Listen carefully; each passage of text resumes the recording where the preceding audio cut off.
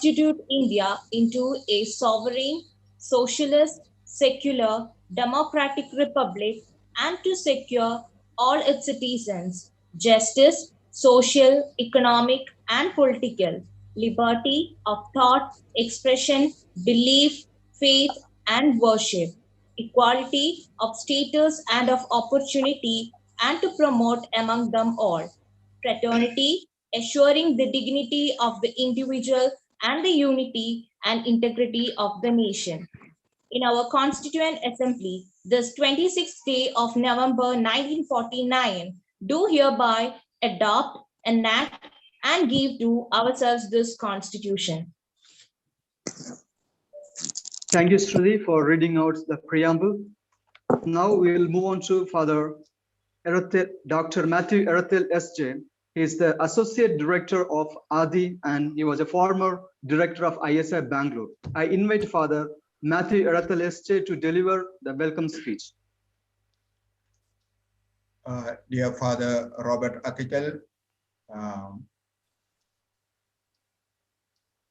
eminent resource persons who are going to take classes for this webinar, and all the participants of this webinar.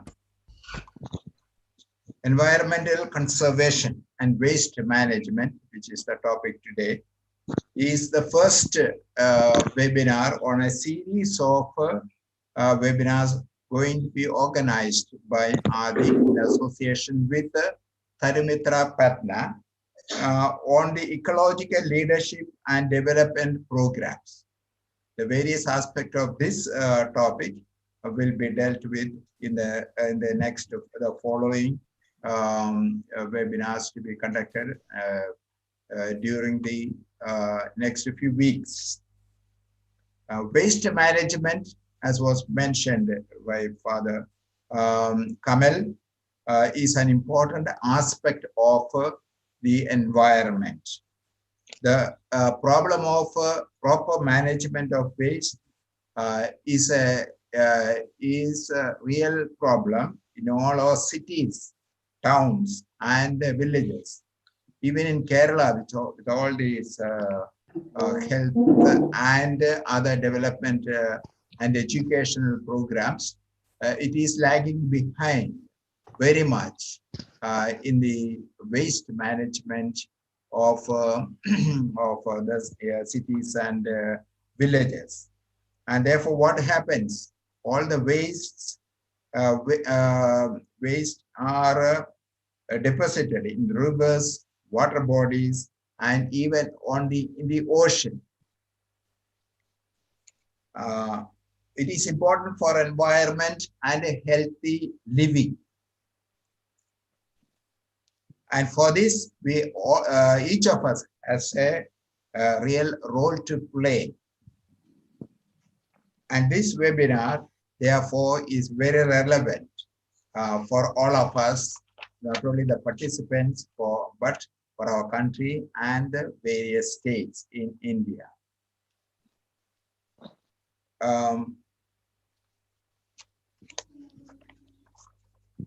Now coming to my role as a person to welcome our eminent persons who are involved in this webinar. We have a presidential address by Father Dr. Robert Athical S.J.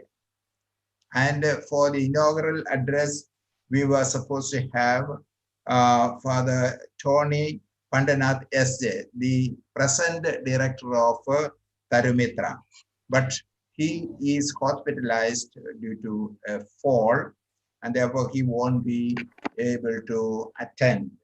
Instead, Father Robert Athical S.J. will be giving the presidential address and inaugural address. Father Robert Athical is a Jesuit, a founder of Tharumitra Patna. But at present, he is working in an environmental center in UP. But happily, he is at present at Adi, and therefore we are today. He arrived at Adi because he has got a great attachment to Adi, and therefore we are welcoming him. We have already welcomed him to Adi, and particularly we are welcoming him to this webinar to give the presidential address and inaugural address. We have eminent people as resource persons for this webinar. We have Mr. Sashi Darshan. Sashi Darshan is the first one. He is an engineer. And e-auto. He was running an e-auto company in Bihar. But he left all those things because of many reasons, and now at present is a full-time volunteer for Tarimitra, full-time volunteer, and he is coordinating waste management program at Tarimitra. He developed there this ecological leadership development program. He himself developed that one based on his experience and work at Tarimitra. So this aims at to create awareness among students and youth about plastic pollution and climate change. So very practical program, training program he has developed, which he would be sharing with us in this webinar and in the coming webinars. Therefore, we are very cordially welcome you, Darshan, Sashi Darshan, to this webinar. All the best for you. Warm welcome. Thank you, Father Matthew Aratil SJ, for giving us a brief as well as elaborate welcome address. Now we have the second resource person is Mrs. Anush Kriti Singh. He is an architect with the M.Tech. She has a lot of experience in urban planning with an environmental perspective. She has worked as a senior research associate at the Center for Science and Environment, New Delhi, which is very much known internationally, that center. She has also associated with the UN Sustainable Development Solutions and UN Sustainable Program also. At present, she is an independent consultant for infrastructure development cooperation of Karnataka government, and therefore very eminent person. She has published several research papers and articles on behalf of ADI and all its staff members and director. I welcome you warmly to this webinar, Ms. Anush Kriti. Thank you so much. Now we have Father Rafin Kamel Esse as the moderator of this program, especially since Father P.S. Anthony is absent for a while. He will join us later. Father Rafin is a new entrant to ADI, who came last month and joined us. And he's basically, and by qualification, is an artist and painter. If you come to ADI, you will find his works exhibited in the second floor of our center, all the paintings which are which looks to be very professionally done. And then we have a director, Father P.S. Anthony, as I said, he will join us later. Staff members of Adi and Tarimitra. I welcome all of you to this webinar. I welcome also the participants from various walks of life from all over India, the students, professors, and environmentalists, and warmly welcome all of you to this webinar. I wish that this webinar will inspire you, enlighten you to be involved in waste management program in our personal life, in our life of our respective villages and cities, and in the states and in our country. Wish you all the best for this webinar. Thank you, Father Eratel. You have well said and have given a clear clarity about the resource persons. As well, I would like to add one more name in the resource team, Sweda Marandi. Mrs. Sweda Marandi. She's also Tarimitra staff in Patna. So she is a later addition because we haven't put her name in the poster because there's a technical misunderstanding. So she also will be joining us to give the sessions. Okay. So we welcome Sweda Marandi also. Okay. So thank you, Father Matthew Eratel, once again. Now I invite Father Robert Attikal SJ, the founder of Tarimitra, to inaugurate as well to give us the presidential address. Welcome, Father Robert Attikal.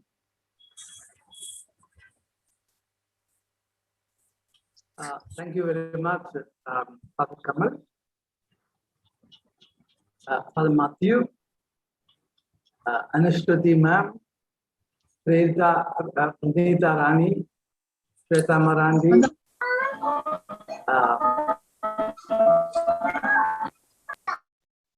Shashi Darshan, and all our friends of Tarimitra.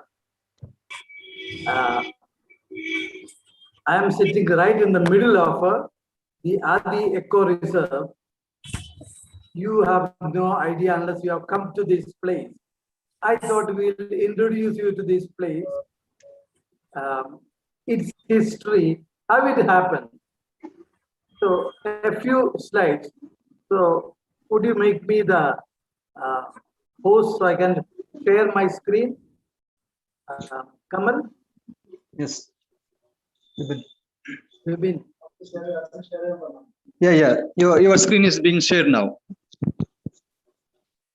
Okay.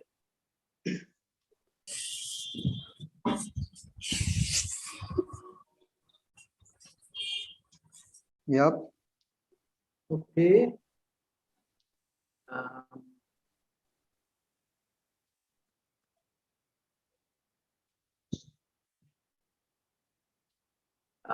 Remember, we are sitting on the top of a hill, and the internet connection is a little weak.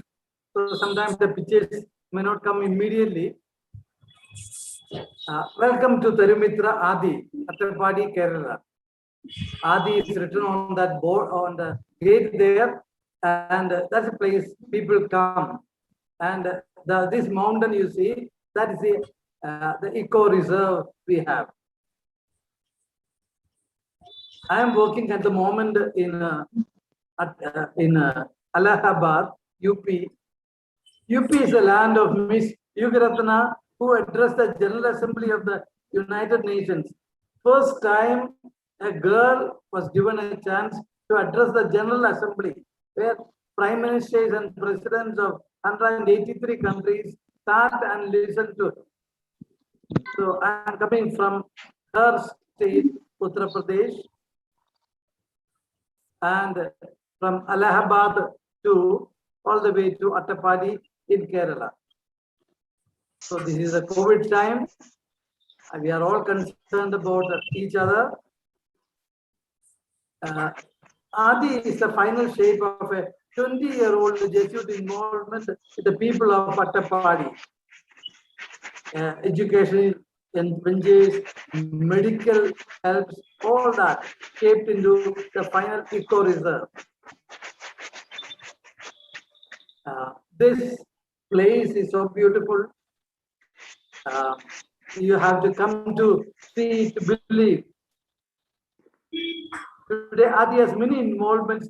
The people of Attapadi, where the people are primarily tribal people. Also, a lot of people who came from the plains, they are here.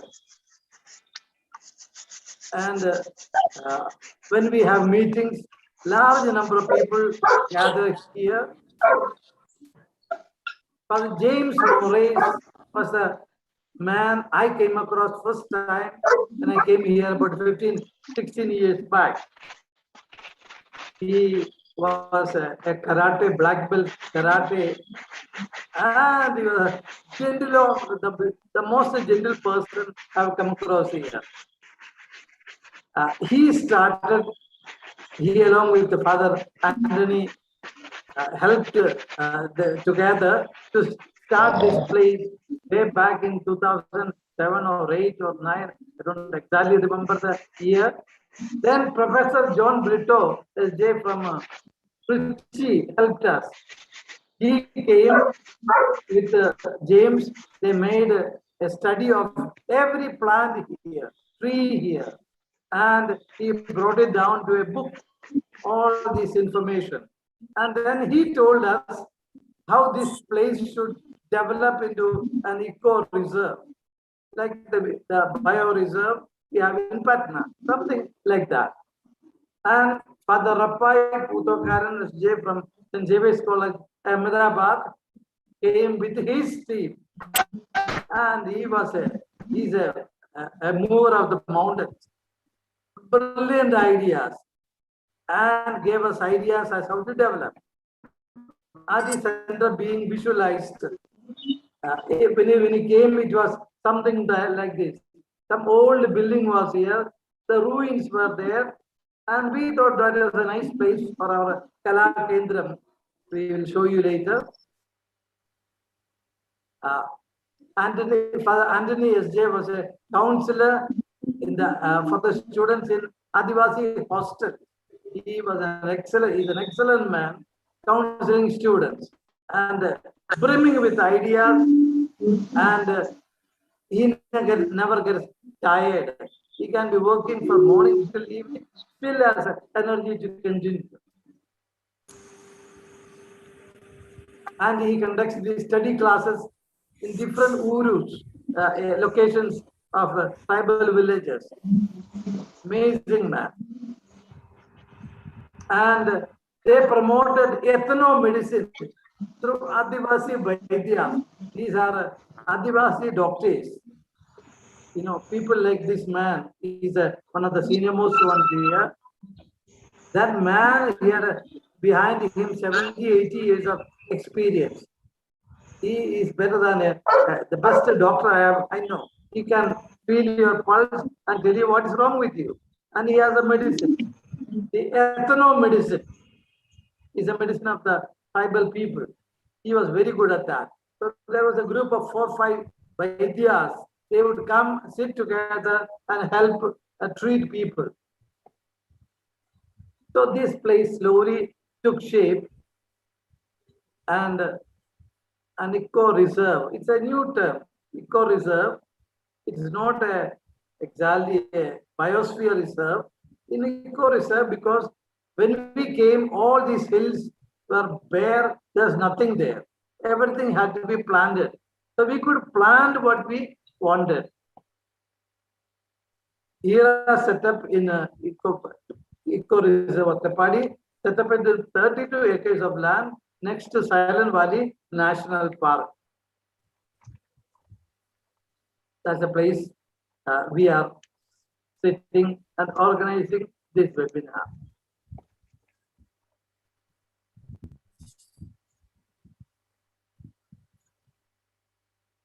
The construction started way back 15 years back. And Father James and Lynn Anthony hired expert JCB machines to dig up the mountain, because the problem was the wind velocity was very high. If you put up a building, the wind will take the building away in a very strong way. So what he did was he dug up the ground and put the building almost underground. We'll show you. Now these JCB machines, they moved the mountains, and he dug up a bigger pit, and then the hole was built underground. Slowly the building took shape, or Kala Mandal, Kala Kendram. Kendram. You must see the thing to believe it. The whole building is, part of the building is you can see upstairs, and most of the where people sit down would be underground. It looks something like this from outside when it was completed.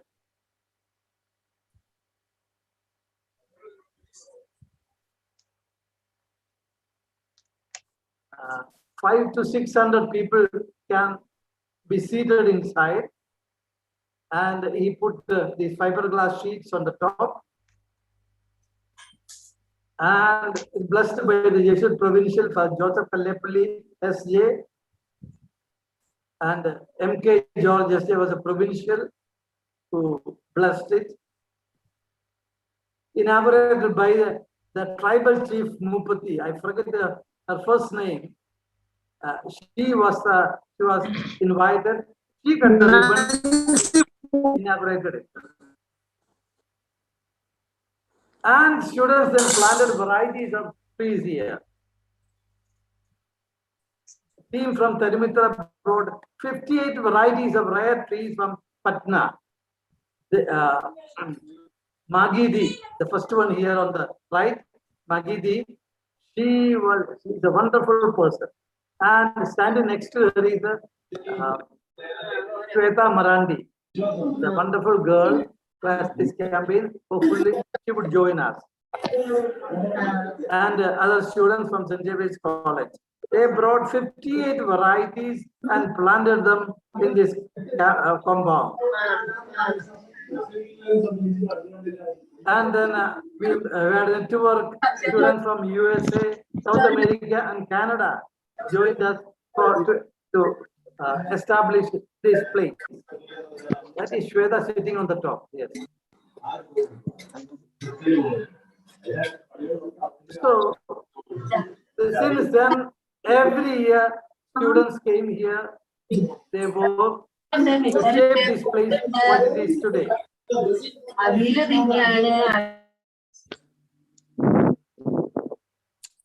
Tarimitra students from North India engaged in a work camp, several work camp. That's Pranita, right? The one in green from Champaran. And 2014 work camp. Yes, Father.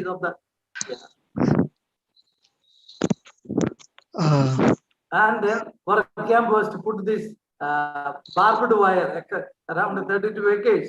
That was a major job. Slowly the place took shape. A team from Zamanana University, South America, they worked for a month here under leadership of Magidi, and this is I still remember Anita and Pramod. They built a meditation hut here. They worked 1 year, and Magidi, the expert gardener.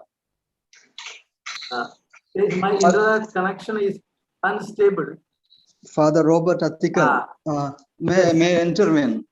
Since we are running, we have only hardly 1 hour, so it would be better to put it in short words, because there is more time. We would have to have more time. You can give me 2-3 minutes. Yes, Father. Of course, you can say. I remove the video. Yeah. So this is Magidi and the company building up a small meditation hut on the top of the hill. They worked for a month without a break. We often get visitors here from the forest, birds, animals, elephants. Elephants are esteemed visitors. And Adi water tank, especially kept for visiting elephants from the forest on the top of the hill. We have built this water tank and we pump water there, almost 1,000 feet high. And the elephants from the top will come and drink water and go away, will not come down and disturb us. Then we have other visitors like the deers. We have also visited the wild boars, especially these. Though they are very violent, they are very gentle mothers when they have kids. So this is the COVID time, 2019 is going on. This 21, we are here. What could be done when the COVID is raging so violently? All of you are in your home. Can we do something? Let's brainstorm together. I will end it up here, and I am sure more ideas will come up. But this is a beautiful place, a place if you can visit, you must visit. And Father Kamal here and Father Anthony and Father Matthew all are very generous people, very hospitable people. Visit us. Thank you very much. Thank you, Father Robert Attikal. Really, you have brought out the real history of Adi, how they struggled at the initial stage and how they are right now and engaging in different fields, especially regarding ecology. As well, it is very pleasant to see that you have brought up the presidential address with visuals that would clearly show us how the people in Adi really works. Thanks a lot for your really creative presidential address. Thank you, Father Robert Attikal, for the presidential address and inaugurating this webinar. Thank you very much. Next, we'll move on to the resource team. We have got a resource team, three persons as a team from Tarimitra Patna. They have a package of 7 classes, series of sessions. So this is the first session of this series of ecological sessions. So this for the first sessions, they have taken the topic waste management. So there's a team. I invite the team leader, Mr. Shashi Darshan, who is a full-time Tarimitra coordinator, and he is specialized in waste management, and he is engaging with schools and colleges and youth, taking awareness class about waste management. So now I invite Mr. Shashi Darshan to introduce himself as well, introduce his team, and henceforth take on the sessions. Welcome, Mr. Shashi Darshan. Thank you, Father Kamal. Am I audible enough? Yes, you are audible. Great. So greetings to Father Robert, Father Matthew Ethel, and I think we also have Father Rapai here. So greetings to all of you and greetings to all my cousins present today. So we are a small team here. We are trying to develop a small team here who can lead this campaign and do a capacity building program for youth all around India. Today we are just 2 people here. Shweta was supposed to join us, but she has some unavoidable work to take care of, so she is not available today. Here today I am with Anush Kriti. So and it was really nice, learning about. Excuse me, Darshan, you are not visible in the screen. Could you please switch on your camera? Yeah, am I visible now? Not yet. Or you can pin your picture. Yes. Now. Yes. Okay. So yeah, it was really nice listening to Father Robert, because the way he has a different style of saying something. And when he says, then there is a, I was just wondering that, I could continue listening to him and learning more about Adi. I had visited there, but the more I listen from people like Father Robert, the more I learn. So going ahead with the today's program, the program is divided in 3 segments. First segment is we will talk. I'm not sure how many of you know Tarumitra. So we have Tarumitra is like we also already have a journey of 33 years long. So still I will try to cut short myself so we can fit in everything in next 1 hour. So we'll have a small introduction on what is Tarumitra and how it functions. Then we have a presentation on what is this ELDP program and how we are going to work on this together. And third presentation would be taken by Anuskriti, where she would be talking about the waste management, how we can practice waste management at our own homes, and what we should be doing for the next 1 month. So we can, before we meet for the second session. So without wasting my time, I'll just share my screen and start the presentation on Tarumitra.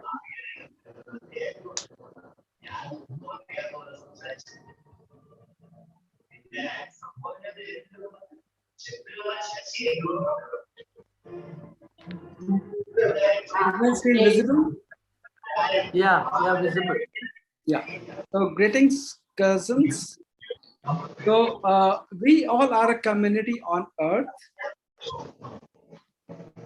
and life on Earth is endeavor of a big cooperative endeavors of different various species. It could be insect, birds, animals, reptiles, humans, and everything.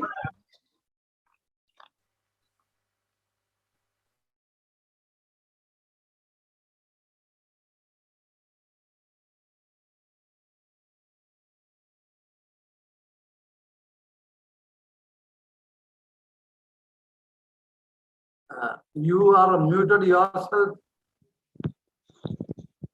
Shashi. Darshan, you have muted yourself. Okay. Am I audible now? Yeah. Yes. Yeah. So a small question, can we live without trees? Yeah, of course, the answer is no, we cannot live without trees. Well, in India, we have been worshipping trees since ever, as long as we know. When we talk about Tarumitra, we have been loving trees since before we started. Here we practice various kinds of rituals to express our love and connectedness with the trees.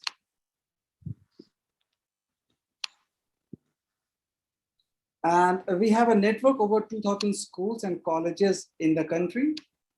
I think it's fairly large network. We come out on streets to protect our Mother Earth. And we also celebrate various celebrations and festivals with trees. So this is one of the North Indian festival of Raksha Bandhan, where sisters generally tie amulets on the brother's hand. However, the students of Tarumitra, they came up with the idea that if the trees are our friends and they're also our brothers because they give us oxygen and we survive.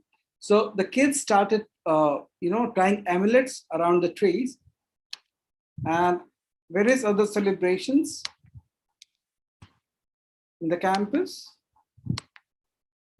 And now even the chief minister since past few years is tying a rakhi around Patli tree. So Patli tree is one of the tree around which we got our ancient name, Patliputra. So these are some plantation drives. And this is one of the campaign we did when a lot of trees were chopped down to, widen the road. So these are the kids from various schools. So one of the kid, I don't remember her name, but this is what I have heard as a story, that she said that if trees are our friends and few of our friends are dead, so can we do, a ritual for them? So this is Yeah, Pindadan. We did the kids. They said they need to do a pindan for the dead trees, friends, and it was taken up well by the media. And there is another Bihar Museum built on the other side of the road, and the work was taken up, and it was noticed by the NGT, and the work was stopped for almost a year and a half. And even there was a news that the construction company who was building Bihar Museum, they had to pay fine for cutting down the trees. So this was one of the efforts done by the students. We also have a farm, organic farm, where most of the plantation and every other thing is done by students. As you can see here, we are planting paddy. And this is one of the student from USA, Angie Rizzo. She also helped us when she was here for her 6 months internship. Then we have students for harvesting, and finally we have students for threshing as well. So a little bit about the ashram. This is a top view of ashram, and students have built this bio reserve in the middle of a city. So this is a image how it looks like nowadays. And Taramitra Bioreserve was a dream of students. This is how it was built almost 20 years ago. And this is how it is now. A place to love earth. Students worked here. They built road brick by brick. We engaged students in various camps, and we dug up a water reservoir here. We had weekend camps, summer camps, and everybody, not only the students, but even the teachers and other staff members helped us and contributed.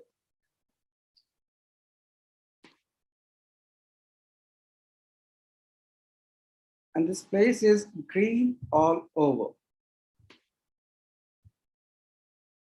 Today, we have nearly 450 different species of trees and plants, and almost 45 to 50 different species of birds live with us in our campus. And in the middle of biodiversity, in the middle of a forest, we live and work for biodiversity. So this is the building from inside. We have avoided unnecessary plastering and saved resources. So this is how the walls are made in Taramitra. We have a 4-inch gap in between the bricks, or the outer brick and the inner bricks. So the temperature inside the buildings is nearly 6 to 9 degrees less. So even if the Patna is 45 degrees hot, we still have a moderate temperature in our buildings here. We also used broken tiles to make our floor. We have a Scheffler cooker, which can cook food for 50 people. We have solar panels for electricity. We also have a wastewater treatment facility. And this is the recycled water. And this is how it works. We have various sedimentation tanks. And on the second last tank, we have a magical grass. It is called marsh grass. So it eats all the smelly nutrients from the gray water. And thereafter, the water doesn't smell anymore. And it is fresh enough for fishes to live.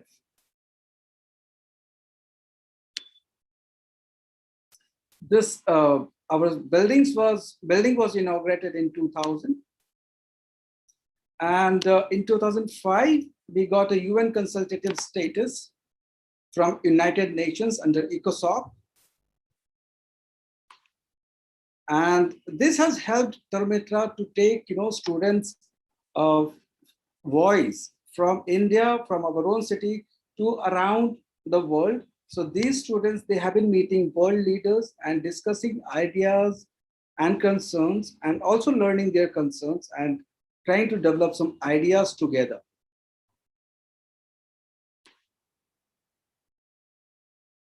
So this is in Norway, one of the Taramitra students got elected to the junior board to represent Asia Pacific region at the UN. And this is the same Yugaratna Father was talking about in his presentation. the girl in the middle.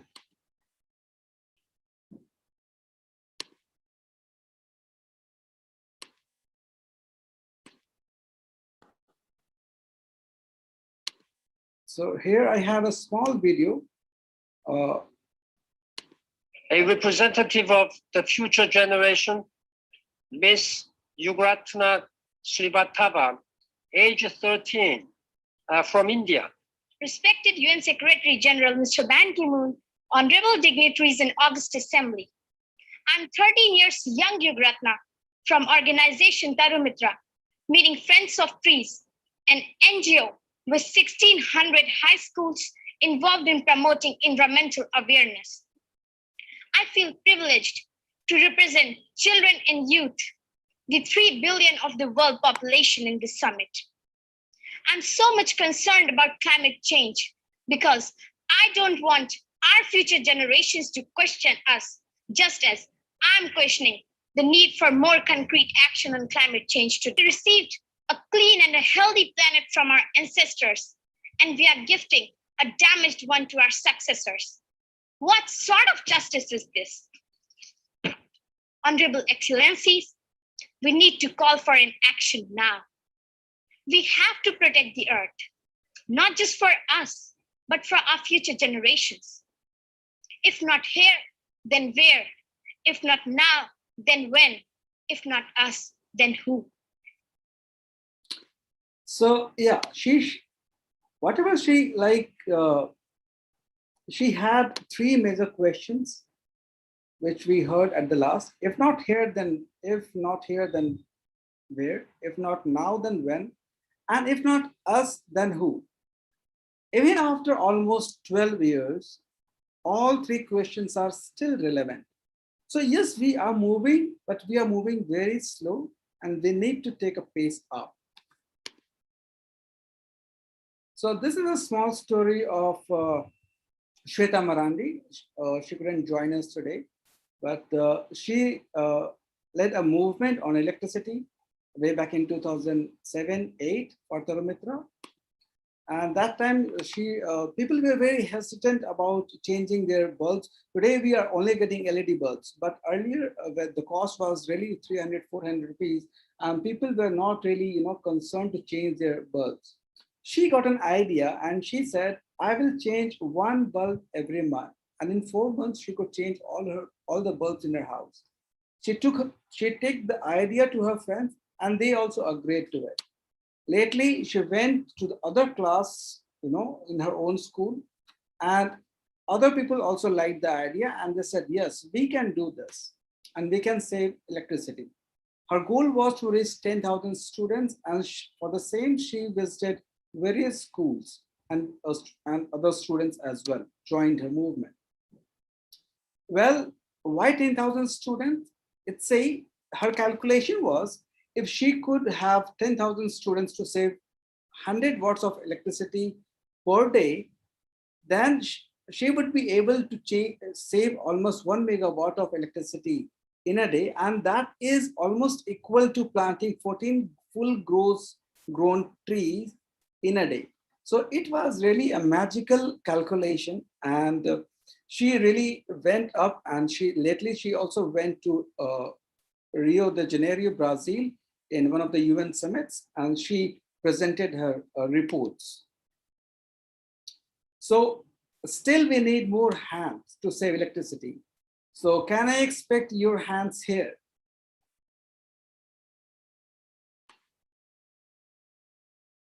Are your hands here? Yes. Okay. Yeah. So these are our social handles. On Twitter, it's our turn to lead. On Instagram, also it says it's our turn to lead. On Facebook, also it says it's our turn to lead. Only on Twitter, instead of TO, we have used number 2. So I would suggest all of you to go ahead and like it, follow it, so you can be connected at what we are up to and what we are doing. For more information on Tarumitra, kindly visit our website, tarumitra.org. So this was about Tarumitra. Anybody, any questions so far? The chat has got a few questions. No, nothing, no questions.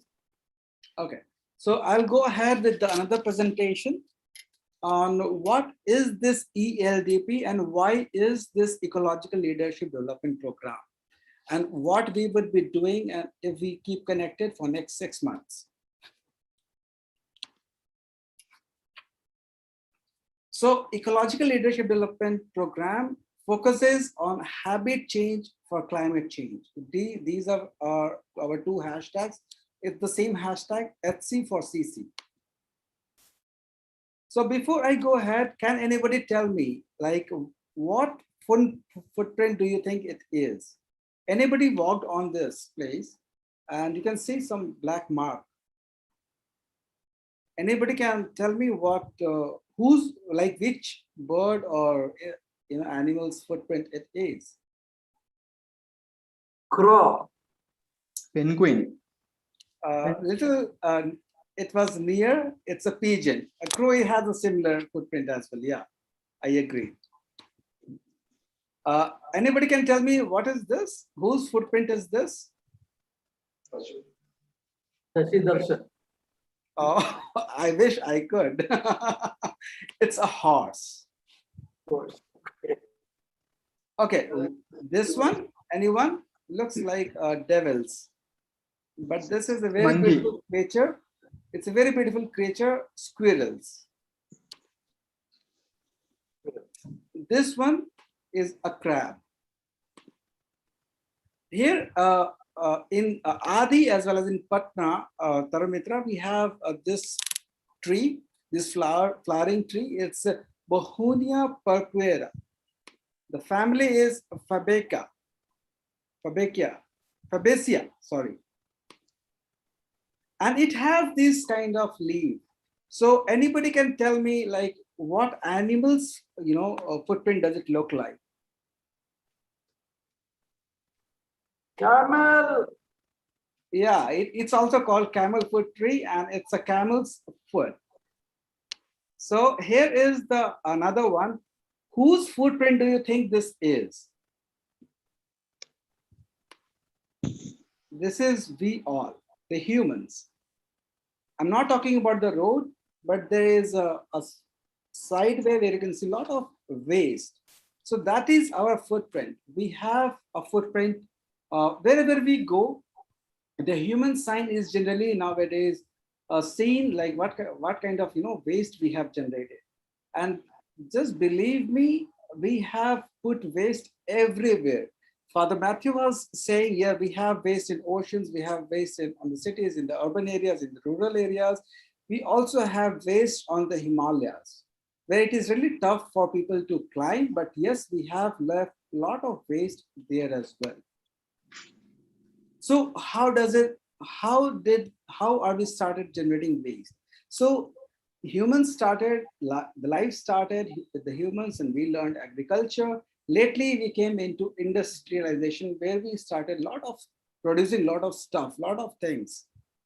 This led to a development and economical benefits to the people, to the government, and then government started building bigger roads so all the goods can reach to different markets. And road could also be used for other services as well.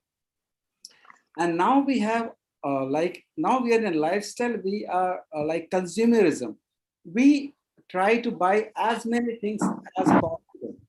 And this e-commerce thing, through where like our phone has become a store wherein we go ahead on Amazon, Flipkart, and we just buy a few things what we want.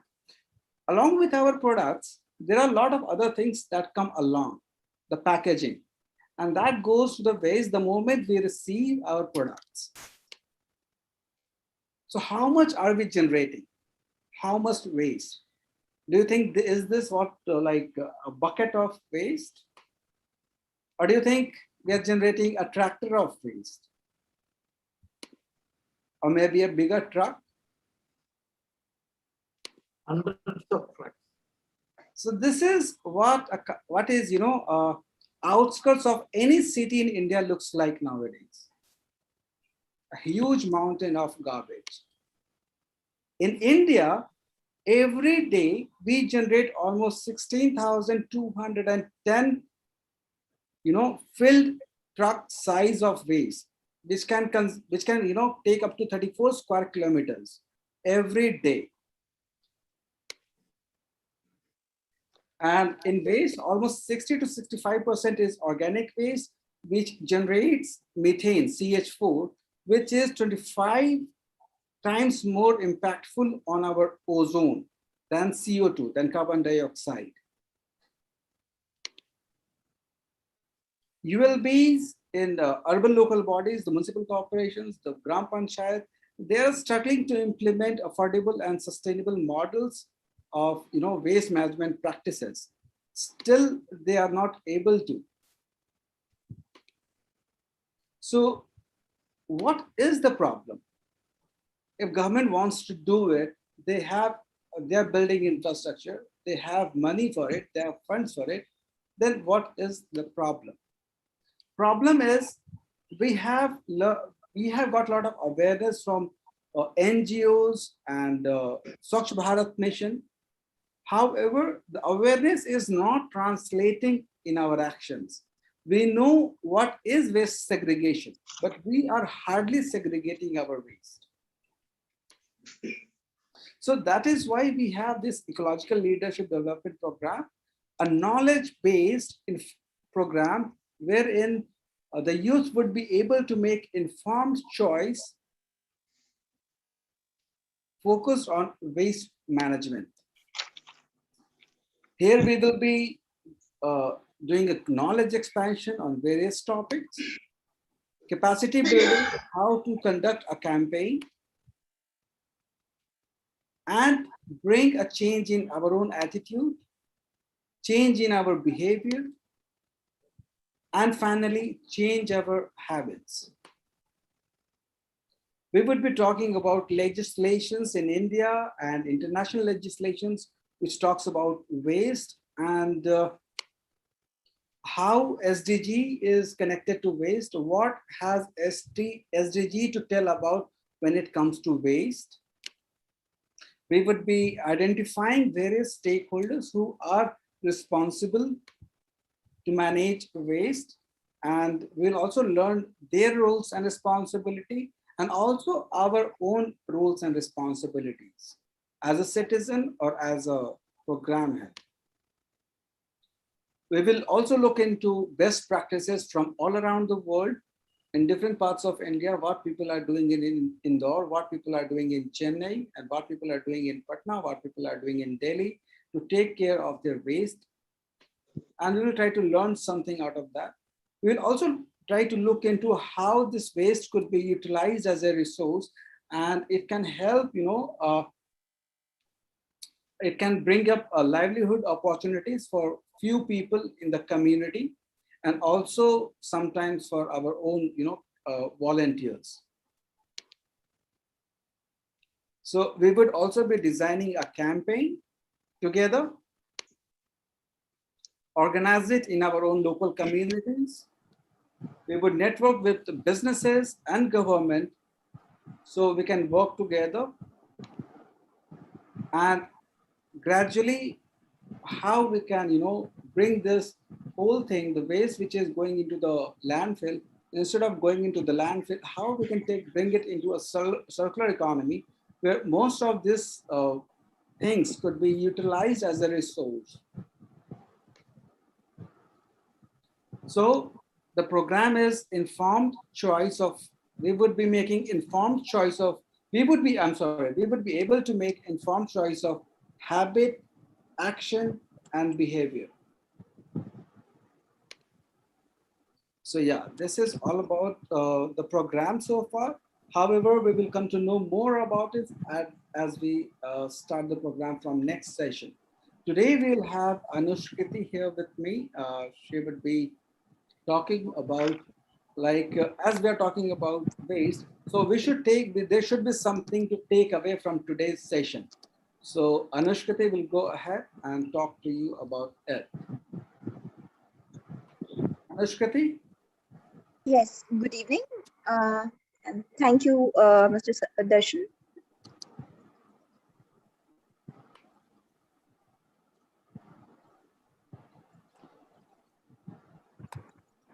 Yes, so should we begin?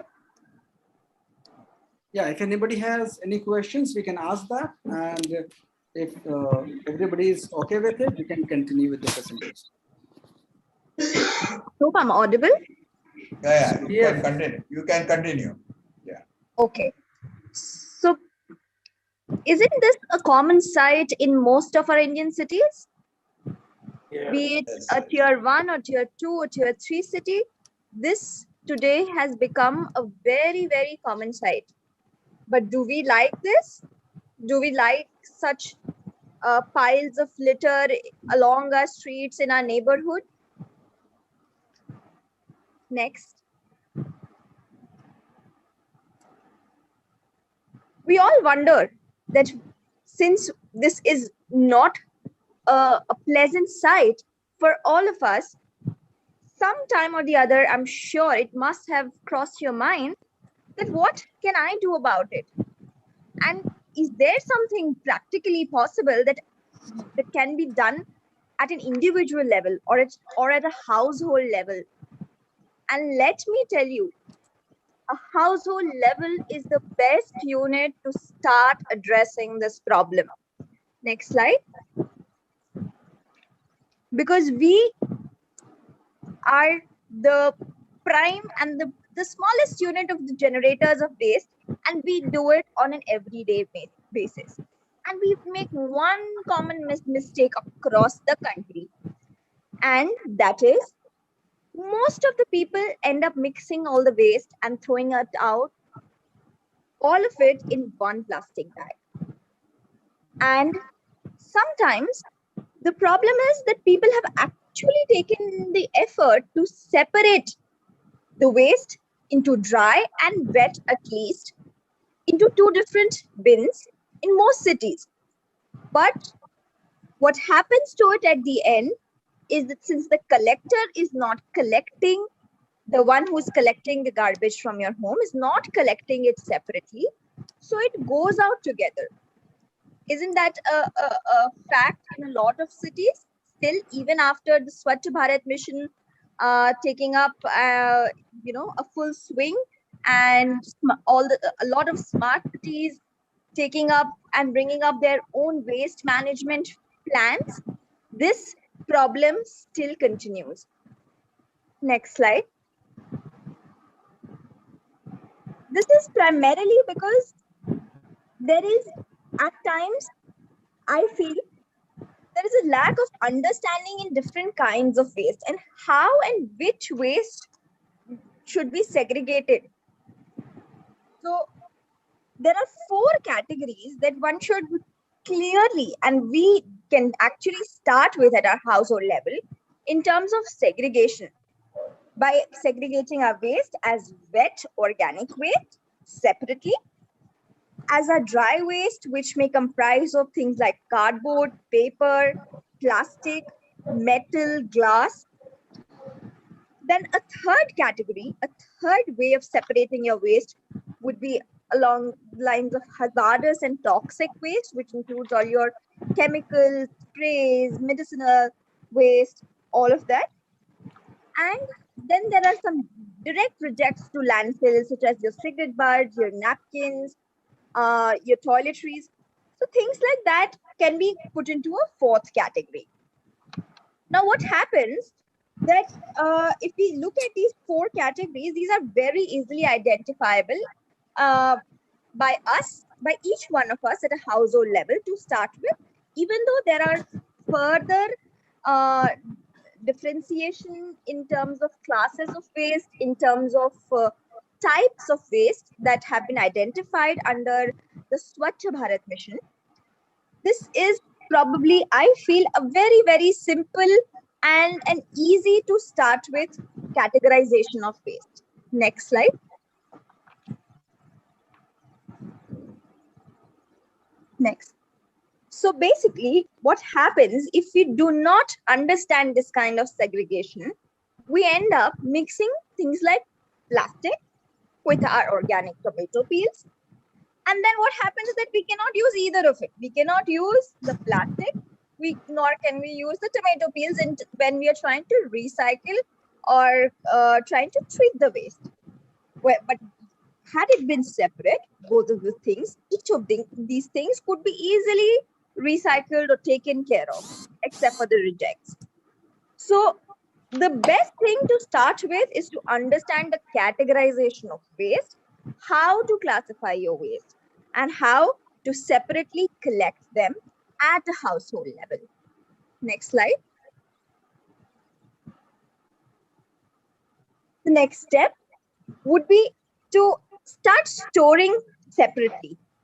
So what we can do is we can store plastic, paper, glass, and metal waste in separate boxes because these are all dry items. They're usually voluminous. They take up larger space. So keeping it in your kitchen, in kitchen bin or close to your kitchen bin may require it to be removed every single day. Instead, locating it in a better place where you can collect it based on their volume for a longer time, because these things do not give out any odor. So we would suggest that we can start with separating and collecting this particular segment of waste separately in larger boxes. Next.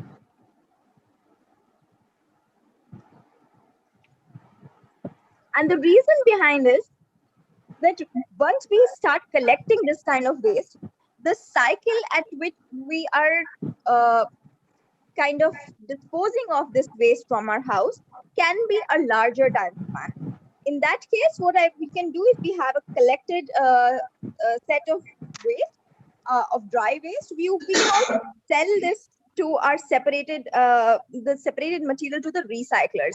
And since it is not mixed with other kinds of waste, it also becomes easy for the recyclers to make the best out of this waste. And it ensures that it is not reaching a dump site. This is the first step to start with, because we can clearly cut off this entire segment of waste reaching up to the dump site and adding up to the high huge pile that we just saw in the presentation by Mr. Darshi, that every city has in its outskirts. We can actually reduce it by just this one single step. Next slide. The next would be to target the e-waste in the house. We can also, now e-waste is also something that is not generated on a daily basis. Or even if you have it, you can actually start storing it up, and you can store it in a box, and it'll take some time to fill up. So we can decide at our own convenience, because every household will have a different kind of consumption and of electronics and electronic items, and therefore a different kind of resultant e-waste on a monthly basis.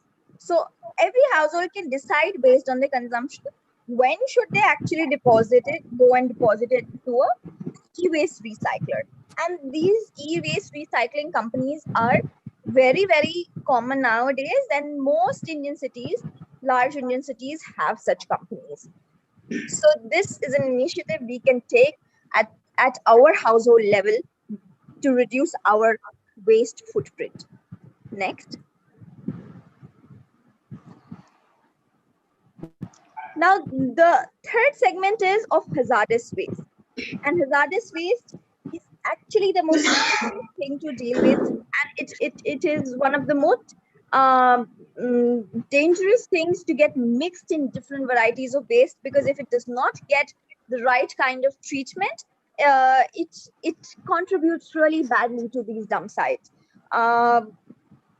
So what we can do is to start with storing all the hazardous waste in a box, and then go and deposit it at a hospital or a medical waste pickup service, because they have a proper treatment mechanism. Usually they're incinerators, but the proper treatment mechanism for such a waste type is very, very essential. So cosmetics, things like cosmetics, paints, these are very, very highly toxic, and they need special treatment before they can be dumped.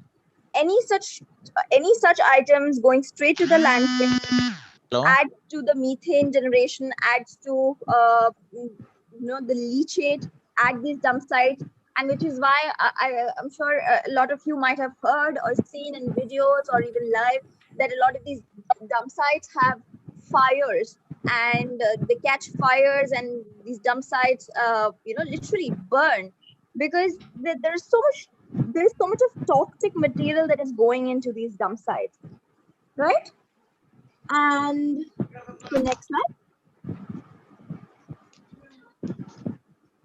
The whole intention and purpose of identifying your types of waste, identifying your cycle of disposal of waste, and identify which waste do you need to dispose of when, comes with this whole goal of achieving a proper waste management plan at a household level. Because then what happens, we know when we can give the separated material to specific recycler, and we know that we are being able to at least ensure that there is a large bit, if we all start doing this kind of segregation at our homes, and we start filtering what we are sending to the dump site, and we are in a way trying to identify and curb our sources of pollution.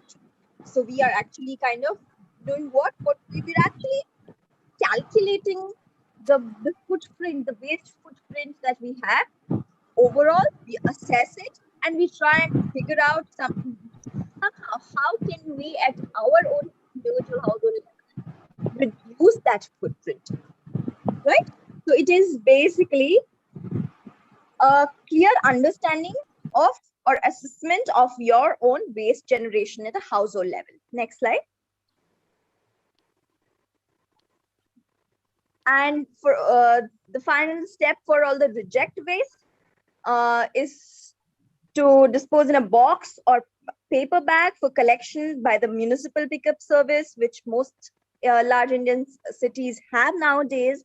And because it has been stipulated under the Swachh Bharat mission, and the municipal authorities, the city corporations are mandated to run such facilities and to provide such facilities to the people. So the reject waste could be taken up by the municipal pickup services. Next slide. There is one very important catch in here, and that is that we are all used to this using a thin plastic liner. It can be any of our plastic bags, which can be a reused plastic bag, or there are these black waste bags which are being used as liners nowadays, which actually come in rolls, and people buy this kind of plastic to line their dustbins. But there is a very, very fundamental problem with this practice, and that is that just in this whole process of disposal of waste, not just we are contributing to waste, we are contributing to more plastic content in that waste, and that too on a daily basis. So what we can do as an alternative is we can probably replace this plastic liner with a few sheets of newspapers being used as a liner. I agree, it will be a little bit of effort while you are disposing the waste, because the paper is will be a little flimsy, and we'll have to be a little extra careful while we wrap it up. But trust me, we will be able to reduce overall, if all of us at a community level decide to take up this initiative. This will reduce 365 plastic bags per year at a household level, and that just simply ensures that we are sending less plastic bags to the dump site, isn't it? Next slide. And finally, something that we cannot avoid on a daily basis is organic wet waste. Organic wet waste has to be disposed on a daily regular basis. And mostly what we end up doing is that cities which have these municipal pickup services, we end up giving all these kinds of waste that we were discussing so far and mixing it up all together and sending it out on a daily basis. Instead, now that we have identified our waste disposal cycles for our other kinds of waste, the organic waste, wet waste, which has to be disposed on an everyday basis, instead of going to the municipal pickup service, can go to our compost in our own composting facility in our own homes. This is something very simple that we can actually practice. This composting is something very simple that we can practice at our own homes in these composting containers. And because then what we can do is we can convert it, all this organic waste, into this top nutrient rich topsoil for the earth. And this we can use in our own terrace gardens or balcony gardens, or if we have a larger garden, for whatever kind of plants we have at home. So next slide.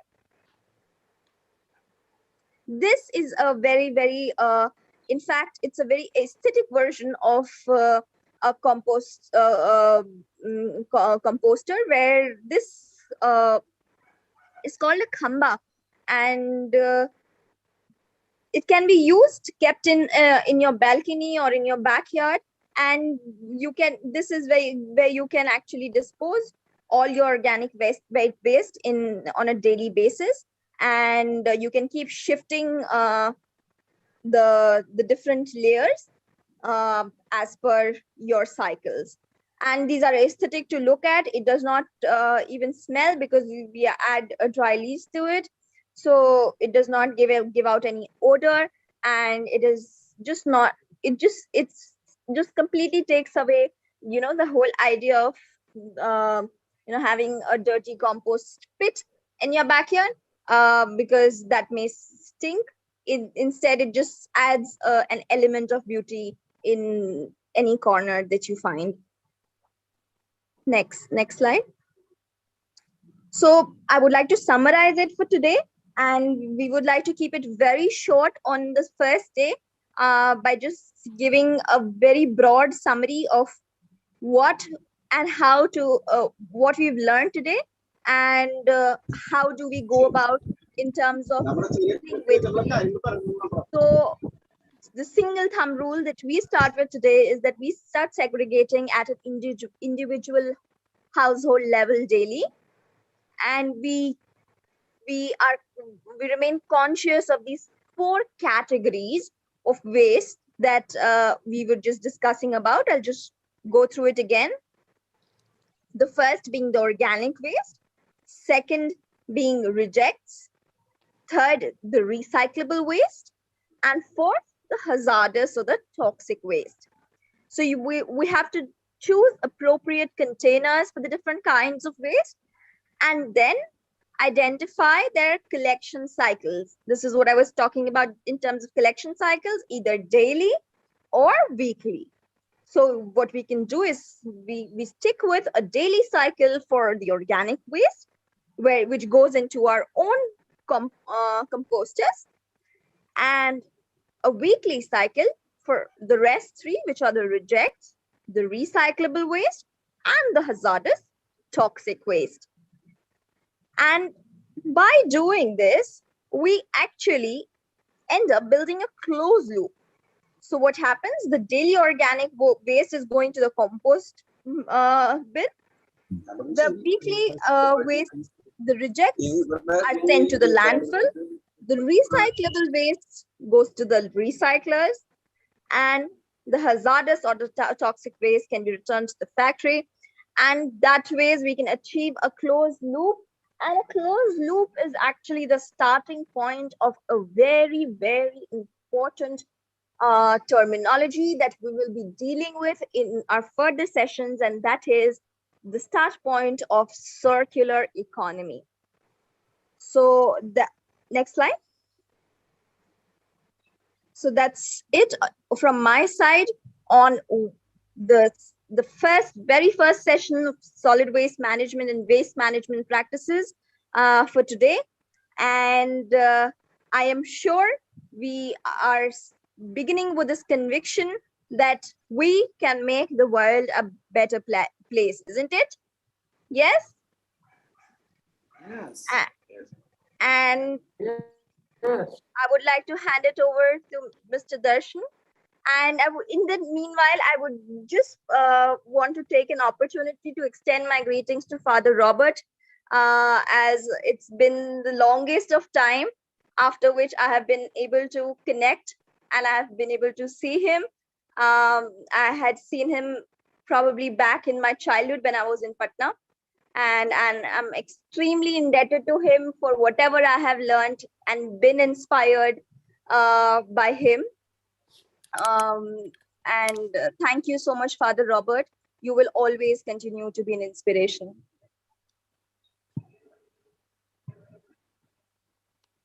Thank you, Anushkriti. Thank you. So yeah, this was the first day we thought of like just coming up with the introduction part and a little bit what we can do for the next 1 month, like at least start segregating our waste. And this is not only the practice, this is also make you, realize what problems we face when we think of or when we start to segregate our waste. So kindly, make note of all your problems that you face for the next 1 month in your practice of segregating waste.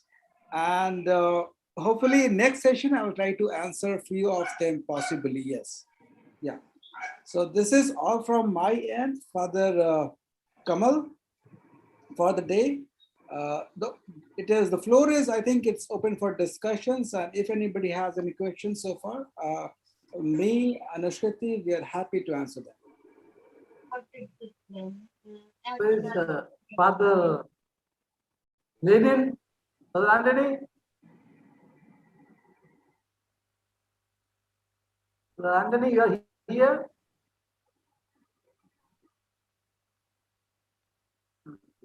Father Anjani is not here. He's in a meeting. Okay. Over to you.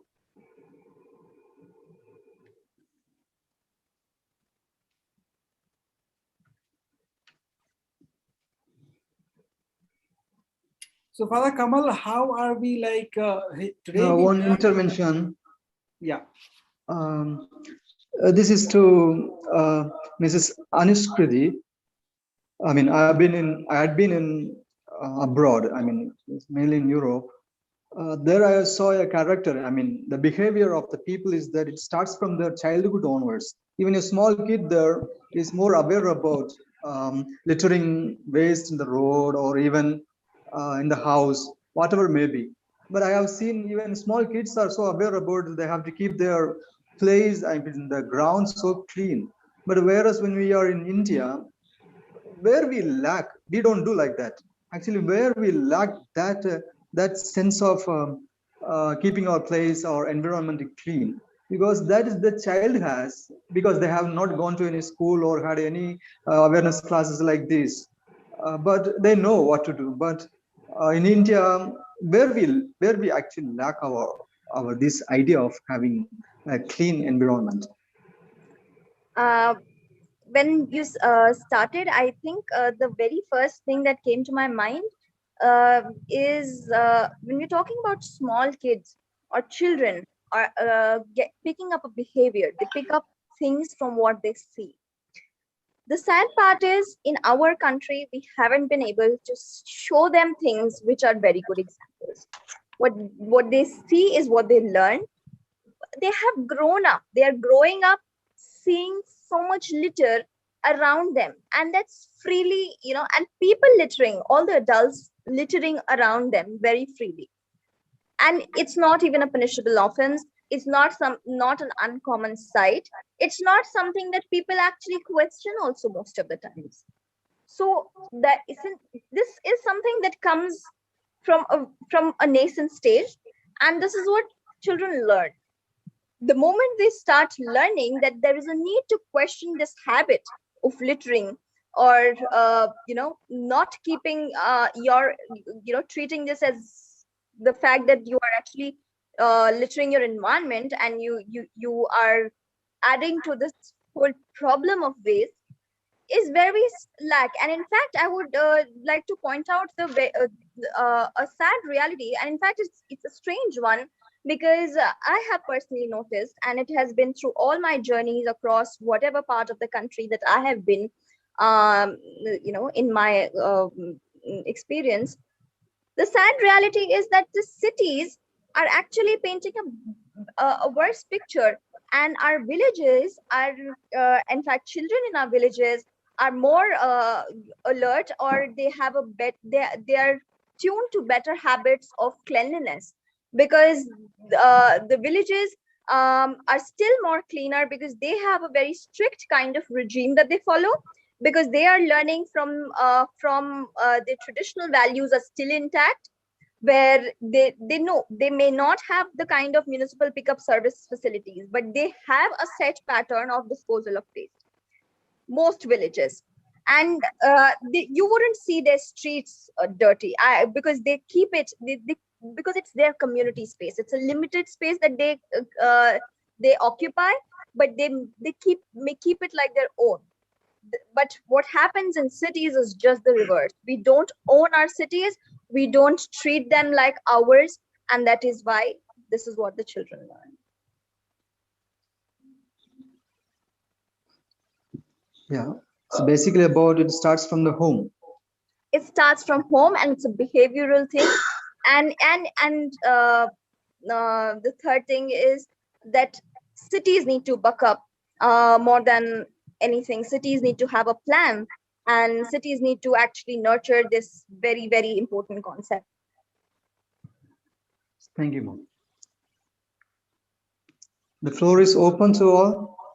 If you have any clarification questions or something to discuss, you can also add on or ask questions to the resource persons. Yeah, Mr. Darshan gave a background of the need of sustainable development, and how the waste management should help for that. Now, Anushree gave focus to how to do that one, namely by separating the different types of waste, which we ourselves can do at home, starting from home, our own home, which is the smallest unit. That is very good. Now, one question is about the city, the responsibility of city, especially in the cities, even panchayat also. Now, in what I observed in Western countries, especially the United States, I myself saw how different boxes are given, a kind of standard boxes, big one, for each house, where I was also staying, and I used to help them out to clear it. And we are automatically forced to separate waste in different boxes. 3 or 4 boxes will be there, and it will be kept at the back door, back side of the house. And every day, or once in 2 days, the vehicle will come and pick up each box, empty it, and take the waste to separate units. I feel that in a big city, apart from what each house should do, the city should have a large plan of disposing of these waste separately. The houses will keep these waste separate, and the city authority should have a master plan to do that. Of course, it needs a lot of planning and a lot of investment, which our cities now cannot. But I think we have to aim at. But each household otherwise will not be able to dispose of these waste. And therefore, there is a kind of a need of um, uh, responsibility of the municipal authority or the corporation and so on to take up these waste. Is it possible? That's what I have at least to start with in our cities, or maybe in big cities in Bombay and so on. Whether they have started. Okay, that is the question. Yeah. Yes. Let's see if anybody knows about it. Anybody found this system working anywhere in India? Yes, Father, I have seen not a detailed system, but yes, Indore. I have done a personal case study in Indore, and Indore has developed a door-to-door collection mechanism also, where they have themselves provided. The Indore Municipal Corporation (IMC) has given different kinds of waste bins to every household. They charge a nominal amount for it, but they also provide these separate compost bins to every household, and they encourage composting for organic waste, and for all the rest of the waste they have their very defined collection cycles. And in fact, their collection vehicles also have compartments. So I will be, when we talk about best case practices in one of our sessions, I will also show you some of the pictures of what I could capture from their practice, and how beautifully they have actually come up with what Father was talking about, a very detailed and a structured waste management plan, where they have their identified transfer station, intermediate, smaller transfer stations, then their larger collection stations, and then their treatment facilities. And in the process, they have actually taken care of every single kind of waste and how it goes from a household to the end cycle of it. So it's actually a very beautiful example, and no wonder Indore has been winning the Swachh Bharat, the Swachhata this thing for the last 4 years. And in fact, I was lucky enough to be on one of the days when to be around with the IMC people on one of the days when they actually won it for the third time. And they celebrated, and this is something they have taken up as a cause. And it is not just the authorities or the organizations involved. The spirit flows through people, and which is why the mechanism works. The spirit flows through people. The people know. In fact, even a cab driver who I was taking help of to navigate my way to the city could actually name the municipal commissioner who started with this whole plan.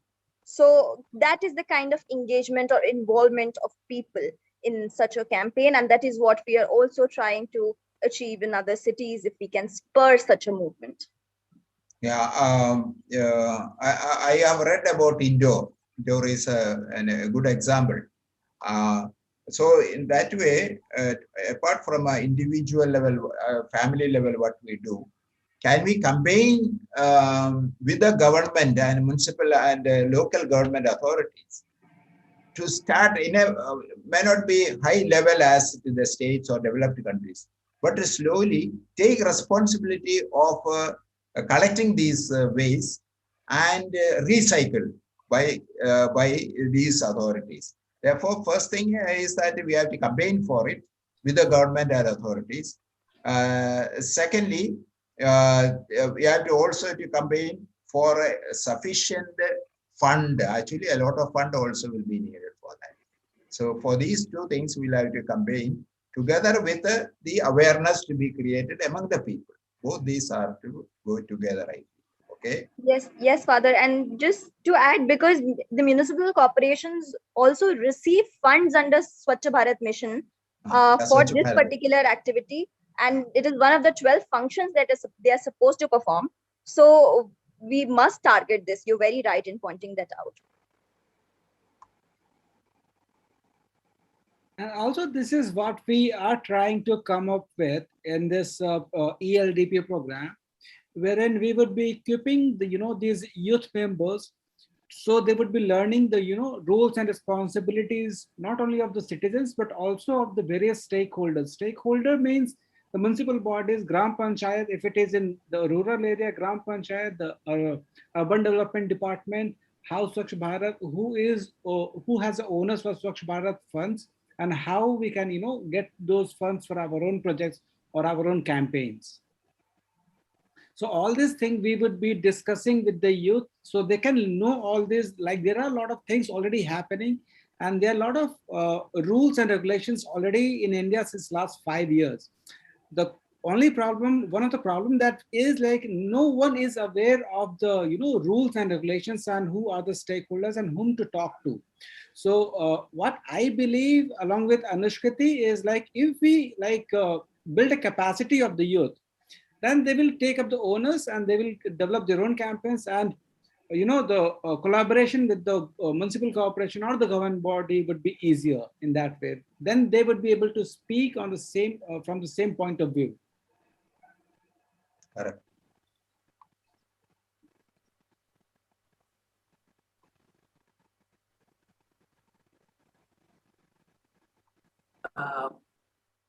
Just want to make one observation.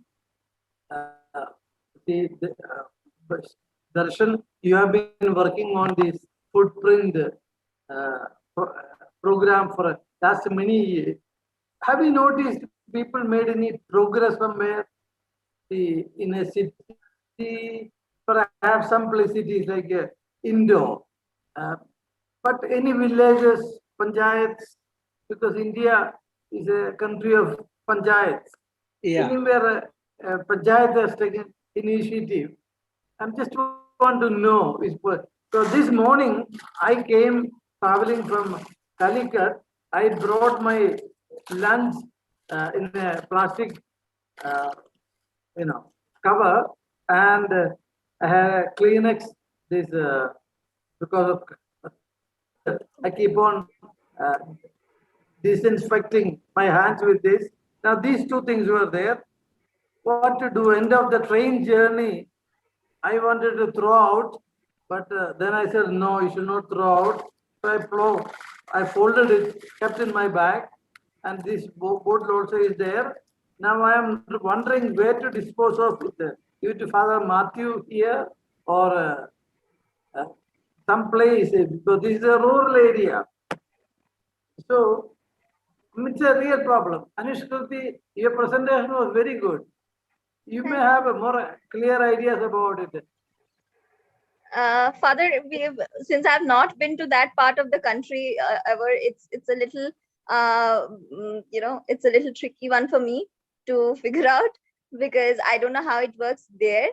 But in certain villages in Maharashtra where I have been, so I have noticed that they have actually set up. There are a few villages which are in closer proximity to Pune, where I have personally been. So they have set up tie up with some of the waste treatment agencies in the main city. So what they do is that they have a collection mechanism for like not for any other kind of waste, but only for a few kinds of waste like e-waste, and because now these villages are also having e-waste with all this online thing and everything coming up. So some amount of e-waste, which is also very negligible, and some amount of hazardous toxic waste that they actually connect with the larger cities. So and there are also private agencies which are actually pulling in these efforts. So probably if there is such a possible connection that can be found out in that region. So yeah, there are some villages who are practicing it. So there are few villages in Tamil Nadu. I don't remember the name. I think Tirumala or something is the name of. But I have a small video ready. If you can allow me for 5 to 7 minutes, I can play the video for all of you, like how it has been doing like how rural area of Tamil Nadu is taking care of waste in their own villages.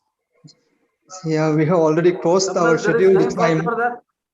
We have already crossed the scheduled Anyway. time. Yes, we can show, at least if it takes about 6 minutes, we can show. Okay, I'll just share my screen. Go ahead, hold it. Anyways, Yes, this go will ahead. be part of one of the sessions from our end, but still I'll just like to show us glimpse of what how it is happening in the rural India. So this is one of the village in Tamil Nadu. Most of the people living in rural areas do not have any idea of properly disposing the waste. They drop them into wells here and there, or burn them in the open spaces or on the street. As a result, the ecology of the entire village gets polluted. Therefore, establishment of sustainable solid waste management in all villages is the only solution for this ever-growing problem of waste management. As per the directions of Honorable Chief Minister Purachi Thalavi Amma, the government of Tamil Nadu launched on 26 March 2015 a novel scheme called Planning and Implementation of Solid Waste Management in rural areas in 2000 select village panchayats in the first phase. Village panchayats with population above 10,000 or those adjacent to big cities and peri-urban panchayats were selected. On an experimental basis, in all these places, the waste is neatly removed from the panchayat areas or recycled. For the implementation of the scheme in the selected village panchayats, the Gram Sabha of each panchayat was convened and Tuimai Kavalars, that is, protectors of environment, were identified at the rate of 1 person per 150 households from among the MGNREGS job card holders. They were given a thorough training, a detailed account of the work to be undertaken in the area allotted to them.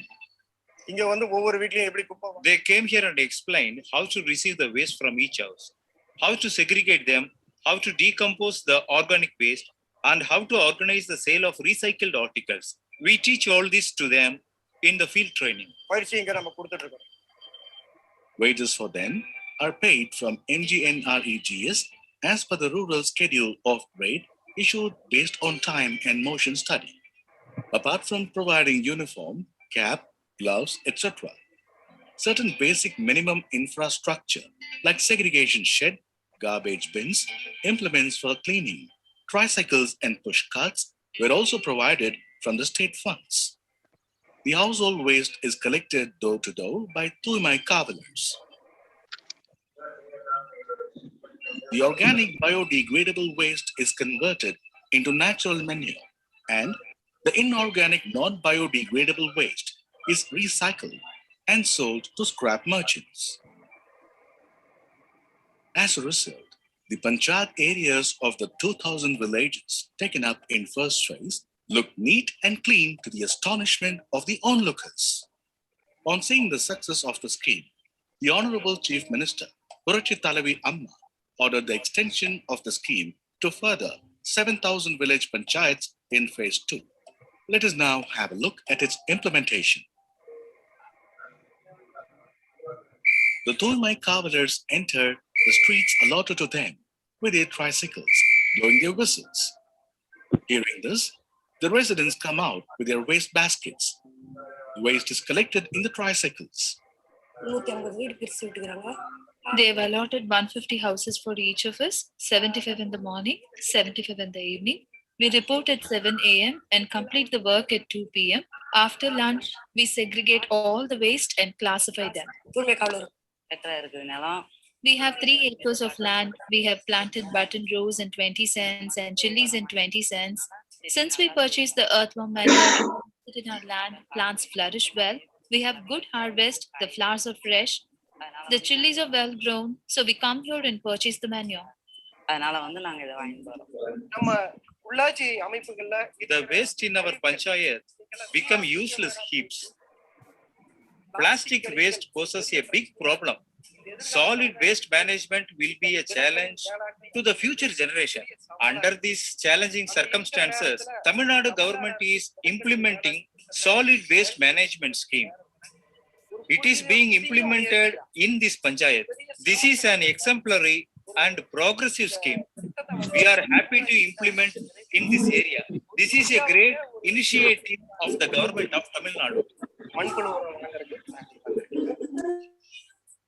The waste covered by carbon solution is taken out after 90 days and is completely dried in the sun. Thus dried is like sand. Clean natural menu prepared like this is packed in gunny bags at 5 kilograms per bag. Bags are once again weighed and verified. Then they are closed, stitched with machines, and are ready for sale.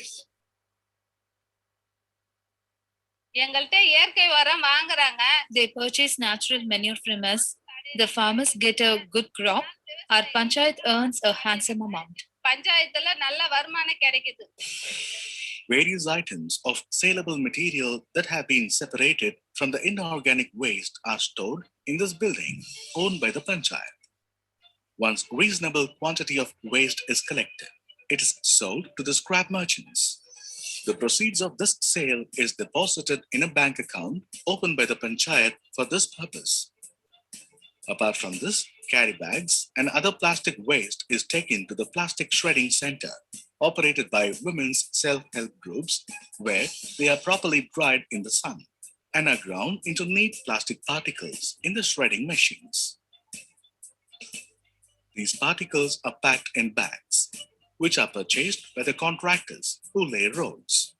When these particles are mixed with coal tar in a fixed proportion, they melt when heated and get mixed with the coal tar. Since the roads laid with waste plastic mixed coal tar prevent seepage of rainwater, the roads not only maintain their quality, but last longer as well.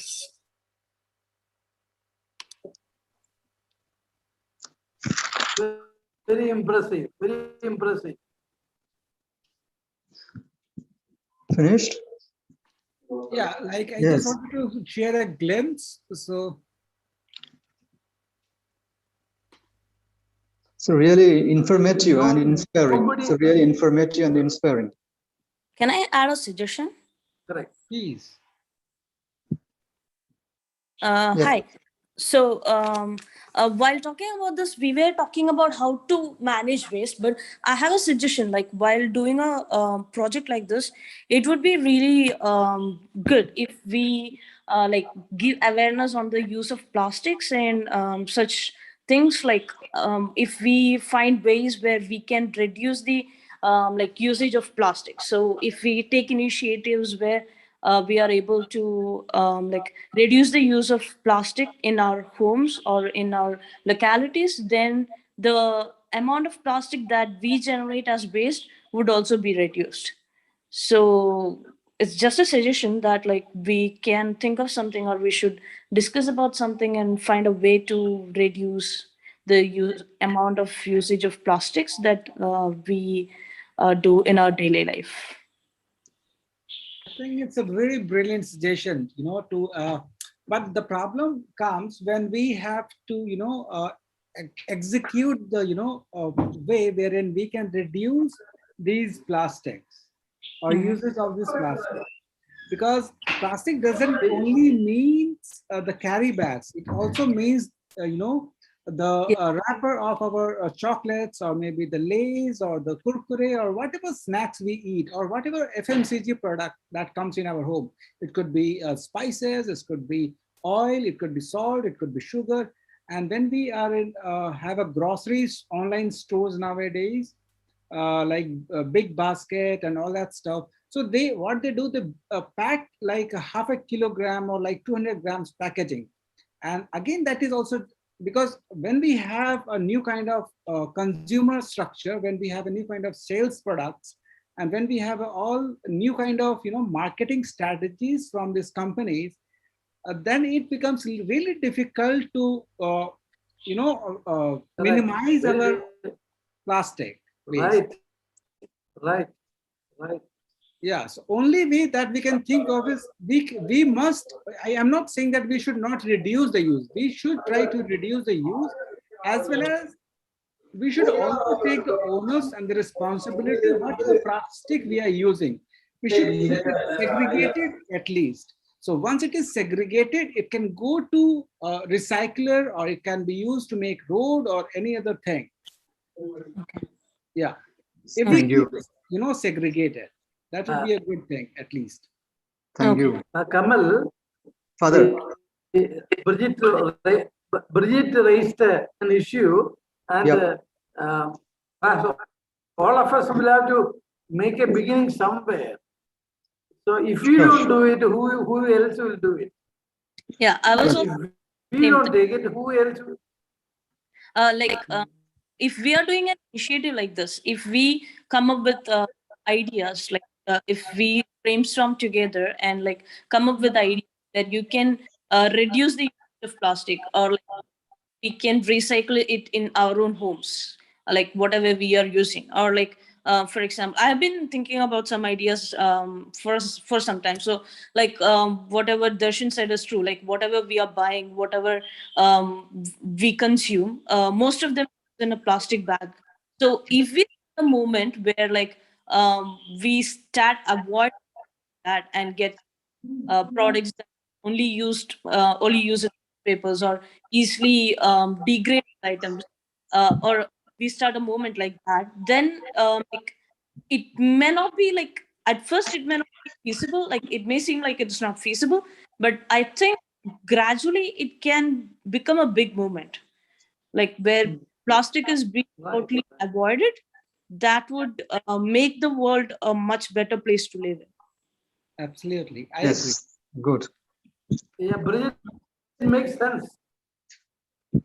Okay. So right now we are over exceeding the scheduled time. So Darshan, you Yeah. have any idea about the next 6 sessions, and anything you want to say to the participants? So with that, we'll wind up. Yeah, so yeah, I will like to take 2 more minutes to get a note from all of you, or maybe whoever is interested in this program. So this was today, it was a kind of introductory session where we have a lot of people coming in and listening to it, that what exactly it would be. And I'm sure you must not have got the whole idea what exactly it would be, but at least a glimpse. So maybe all of you or whoever is interested to work on this program, they can register with Father Kamal, uh, and they can, give your registrations. So registration is just, you don't have to pay any money for that. It's just your name. So, for the next session, we can have you, because we want to have this all 6 sessions with a closed group. And if we have almost 25 people, not more than that, then that would be a very good number to work upon, because the bigger the team we have, the more problems, or the more challenges we have to face. So if we have a team of 20 to 25 people, we can come up, we can do a capacity building of this first 25 people, and lately these 25 people can continue with the rest of the other people around. Yes. Or we can do some So campaign.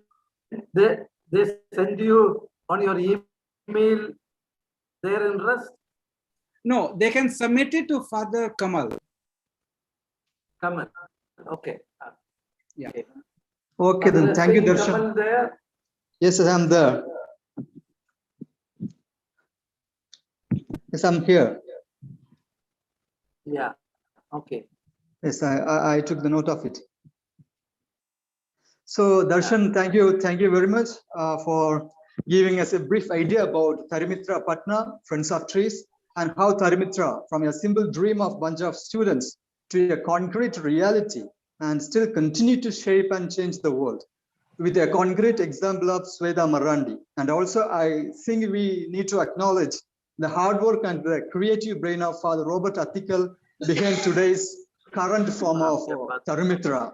So we need to acknowledge that. And also, Darshan, you made us aware about what is human footprint right now and what should be in the future.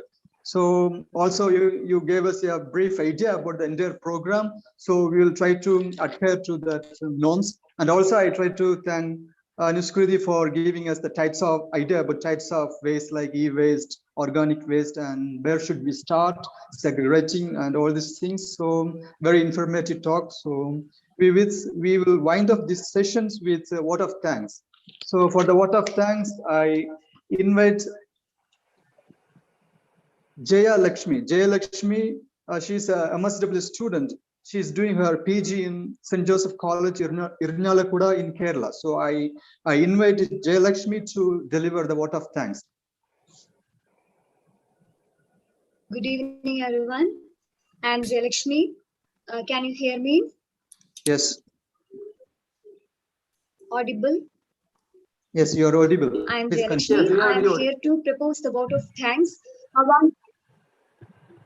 I am here to propose the vote of thanks. I want to extend my generous thanks to everyone for participating in this webinar on the topic environmental conservation and waste management. First of all, I extend my sincere thanks to Dr. Robert Ethical SJ, founder, Tarumitra Uttar Pradesh, who delivered the presidential address and also inaugurate the webinar. Thank you, Father.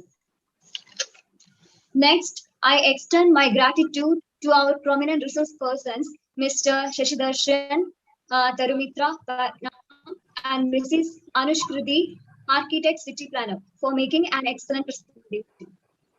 The 7 steps for effective waste management at household level. It was so good. It gave a better understanding about waste management. Thank you both. Next, a special thanks to Dr. Matthew Arthel, Associate Director of ADI and former Director of ISI Bangalore, who delivered the welcome speech. I would like to thank Shruti, Social Work Trainee at St. Joseph's College, Irnalakuda, for reading the preamble of the Indian Constitution. A special thanks to Father Rifin Kamal SJ, coordinator of Taramitra Attapadi, for moderating the webinar. I must thank staff members of ADI and Tarumitra for organizing the webinar. I again thank each one to being part of the webinar. I conclude my words. Thank you. Thank you, Jayalakshmi, for your short word of thanks, and precisely you have mentioned all of them. Thank you, Jayalakshmi. With this, let us wind up the session tonight. Thank you one and all who have participated in the webinar. So you will get those who are registered and participated this webinar will get the e-certificate, and the link is given in the message box. Please go through it. Chat box. Sir, a small clarification regarding Kamal sir. Darshan sir said that we have to contact Kamal sir. How are we supposed to get his details, sir, to contact, to register? So you can register the same okay. email ID. Now we have given the email ID. You have got the email from us now. Yes, sir. Yes, sir. Yes. You can contact that is the email ID of our ADI. So you can register to that. Okay. Thank you very much. Very kind of you. Yes, you're welcome. Darshanji, thank you very much for being part of us. It was wonderful. Robert, yeah, thank you. Thank you.